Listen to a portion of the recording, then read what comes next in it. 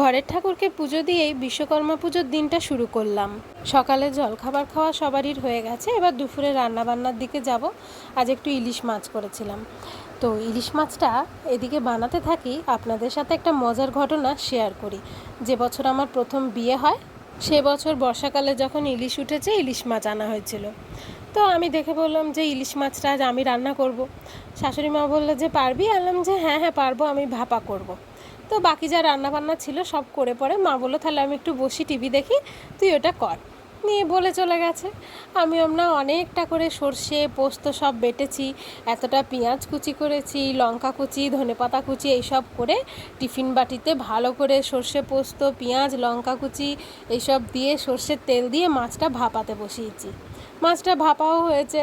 তারপর যখন সবাই খেতে বসেছে তখন মা বলে, এ কী করেছিস? ইলিশ মাছে এত পেঁয়াজ, তারপর ধনেপাতা এইসব কেউ দেয়? ইলিশ মাছের গন্ধটাই নষ্ট হয়ে গেছে। এমনি জিনিসটা খুবই দেখতে ভালো হয়েছিল, টেস্টিও হয়েছিল, কিন্তু ইলিশ মাছের যে গন্ধ বা স্বাদ সেটা নষ্ট হয়ে গেছিলো। কিন্তু অগত্যা উপায় নেই, সবাইকে খেতে হয়েছিল। তো যাই হোক, আমরা কিন্তু ইলিশের এই সর্ষে দিয়ে ঝাল কিংবা ভাপা এইটুকুই খাই, অন্য কোনো রান্না করি না। যাই হোক, ইলিশ মাছটা হয়ে গেছে, এবার করে নেবো একটু আলু গাজর দিয়ে সোয়াবিনের তরকারি। সোয়াবিনটা সেদ্ধ করে নিয়েছি, এবার জলটা চিপে নিচ্ছি। এবার কড়াইতে তেল গরম করে পেঁয়াজ রসুন দিয়ে লঙ্কা ফোড়ন দিয়ে সোয়াবিনটা আগে ভেজে নিয়েছিলাম, মশলাটা দিয়ে কষিয়ে নেবো। আদা রসুন বাটা দিয়েছি, ধনে জিরে গুঁড়ো, নুন হলুদ এই দিয়েছি মশলায়। ভালো করে কষিয়ে সোয়াবিনগুলো দিয়ে আবার একটুখানি কষিয়ে গাজর আলুটা দিয়ে দিয়েছি। এরপর ওপর থেকে ধনেপাতা আর গরম মশলা দিয়ে রান্নাটা কমপ্লিট হয়ে গেছে। আর একটু শুক্তো করে নিয়েছিলাম প্রথম পাতে খাওয়ার জন্য, সবজি দিয়েই করেছিলাম, বেগুন, কাঁচকলা, পেঁপে, আলু, উচ্ছে এইসব দিয়ে একটু শুক্তো মতন করেছিলাম। এই ছিল আজকের রান্না বান্না।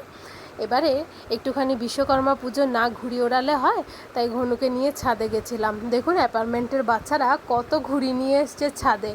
ঘনুও গেছে, কিন্তু ঘুড়ি ওড়াতে গিয়ে প্রথম ঘুড়িটাই তার ছিঁড়ে গেছে। তো এই দাদারা আবার তাকে ভালোবেসে একটি ঘুড়ি দিয়েছে, স্পাইডারম্যান দেওয়া সেই ঘুড়িটা, এখন সেটা বাঁধাবাঁধি চলছে। দাদারা ওকে উড়াতে সাহায্য করছে, ও তো আর পারে না, সেই জন্য এই যে দাদারা সাহায্য করেছে, ঘনুর ঘুড়িটা উড়েছে। এবার ঘনুর বাবাও একটু ধরেছে ঘুড়িটা ওড়াতে, কিন্তু খুব বেশিক্ষণ ঘুড়িটা আর হাওয়ায় টেকেনি, একটু বাদেই সুতো ছিঁড়ে গেছিলো।